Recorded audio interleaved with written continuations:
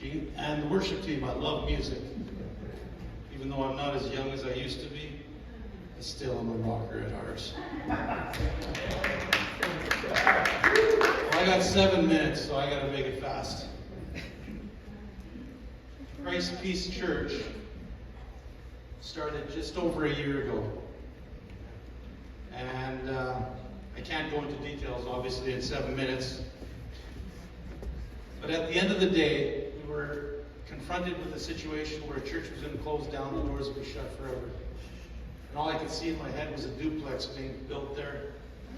And we just couldn't let that happen. So we stepped in, and for you Bible school students, take a good look at me.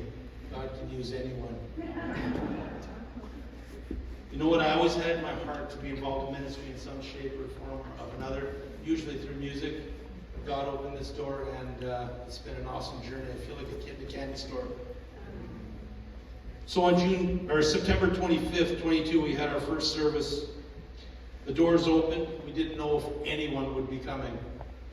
And lo and behold, a few people came, and God has been moving by His Spirit.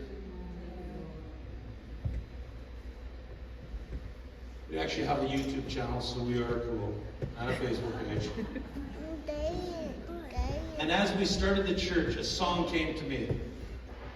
It was from a sacrilegious band called Godsmack. And the words that came to me were from their song, Immune. And the words, part of the song says this: "We have come here from all over the world because society has no further use for you." And the church purpose soon became very clear. We need to offer hope. Healing offered perfect every time. Our church's DNA is that when every person that walks through the back door, I don't care what you look like, I don't care where you come from, I don't care what you've done, but you'll be treated with dignity and respect. We will not betray you in the guise of a prayer request. You know what? We are not strong on programs. You know what we are strong on? Jesus Christ. Programs will serve the people, or the programs won't exist.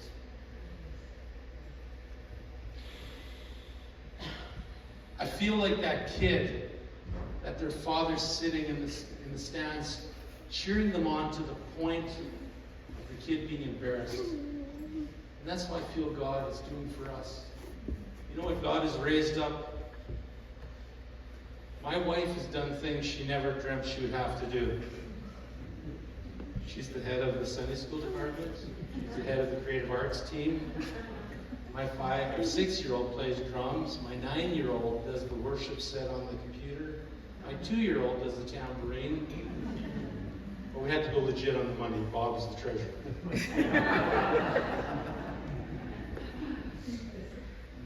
I don't know if, well, probably many of you do know Ralph Casson. And his son, Caleb Casson, said to me at his father's funeral, "In my father's eyes, we were always accepted, no matter what."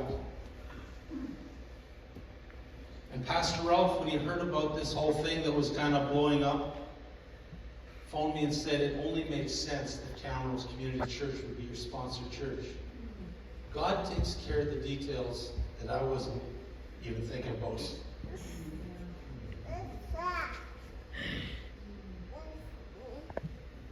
You know what? Our feeble attempts, when they're anointed with the power of the Lord, can make big results. You know what? I stood back this year in amazement. We hadn't even been open a year yet. We had a baptism service for 9 people. In the back of my head, I was thinking, you know what? If in a couple of years we can do that, we'll be okay. just to prove we're somewhat legit. You know what? God is the miracle worker, not us.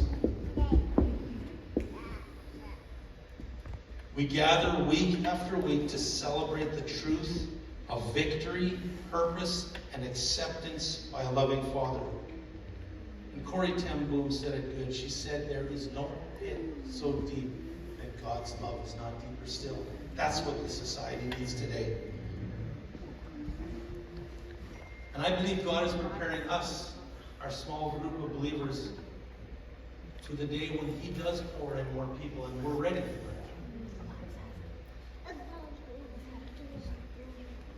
I have a weird note in between here at the Bow Valley Baptist Church in Cochrane, Alberta, November 18th and 19th.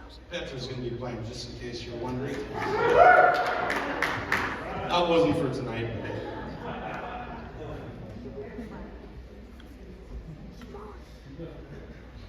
Gene asked, what can you pray for?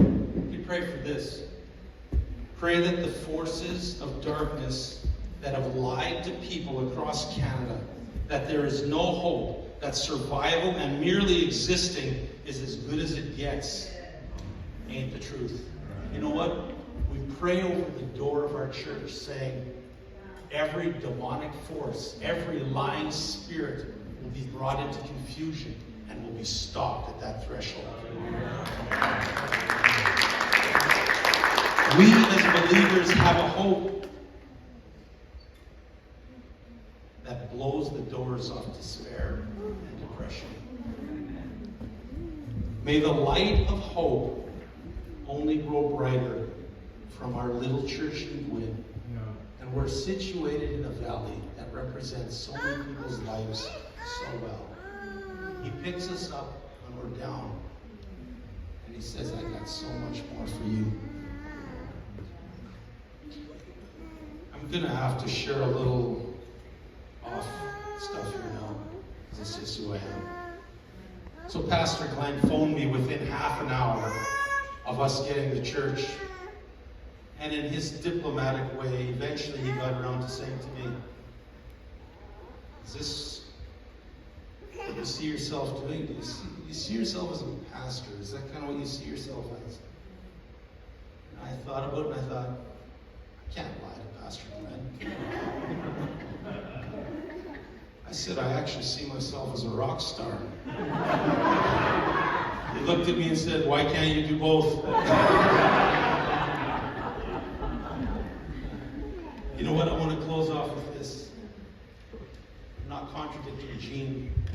I had a Bible school teacher in Temple Bible College that looked at me with tears in his eyes. He'd be crying and he'd say, Sam, he'd say to the class, don't forget the blood of Jesus Christ. Don't forget the power of the cross. And as I was thinking today, I thought, God, what are we doing? And He said, you're not doing nothing new. You know what you're doing? You're following the footsteps of some really big giants. Edward Steiner, Sister Turpin, my mom, Ken and Esther Forsyth. God said, you're following in some big footsteps. I look down and I'm like, I can't fill these steps. And then those footsteps were pointing towards the City of Lights. And a week ago, or 2 weeks ago, Laddie Lagore was added. What are we doing? We're following in the footsteps.